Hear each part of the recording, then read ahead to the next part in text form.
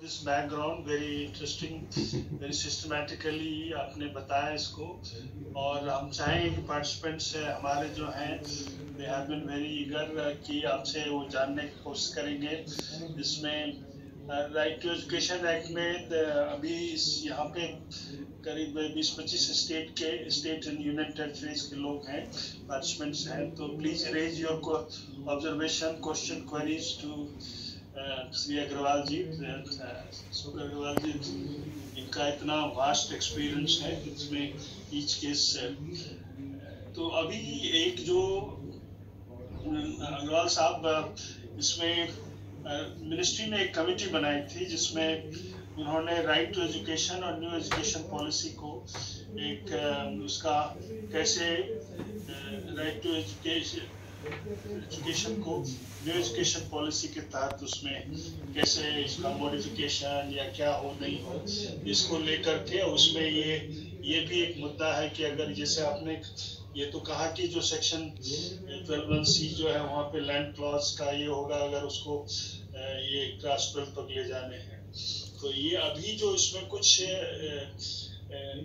Trend ऐसे हैं जो उसमें कुछ इस तरह का है जो सेक्शन 12(1)(c) जो बच्चे ऑलरेडी आ गए हैं क्लास 8 के बाद 9th में जाना है उनका, कुछ इंडिविजुअल जिसमें कि आपका भी एफर्ट्स रहा है, पेपर में आते रहते हैं, तो इसके बारे में आप कुछ बताएं तो हम लोगों को ये होगा कि जो अभी क्या चल रहा है साल में।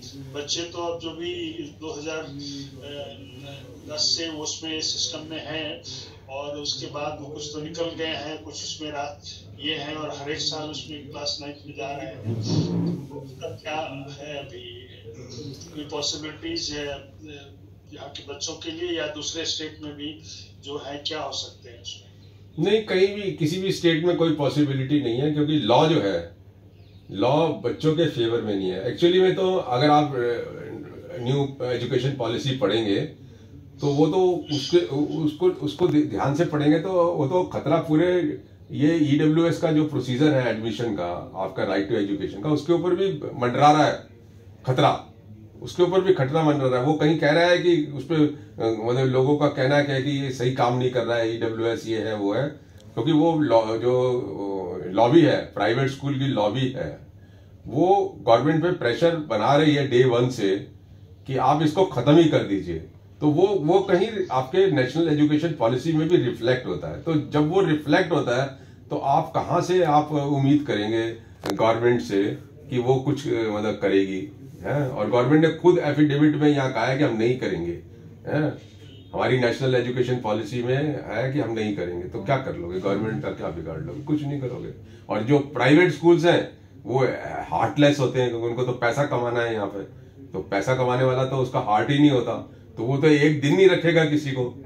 तो पूरे देश में ये 100% ये होगा, या तो फीस दो या स्कूल से जाओ, और जो फीस नहीं दे पाएंगे उनको निकाल दिया जाएगा। और ऐसा यहाँ दिल्ली में भी हुआ है, बहुत सारे स्कूलों में पिछले 4-5 सालों के अंदर यहाँ भी हुआ है, और हम कुछ कर नहीं पाए उनके लिए, कोई भी कुछ नहीं कर पाया। तो ये स्थिति है, बड़ी बैड स्थिति है। और क्योंकि इसमें एक्चुअली में क्या है, मैं बताऊं आपको, जिस वक्त सर मैं सारीराम। हाँ जी बोलिए सर, चीफ फाइनेंस ऑफिसर समग्र शिक्षा यूपी जी।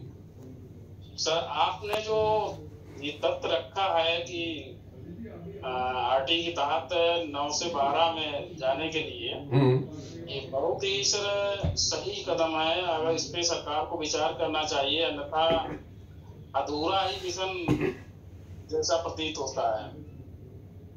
स्थितियां बहुत चरणीय होंगी, क्योंकि पहले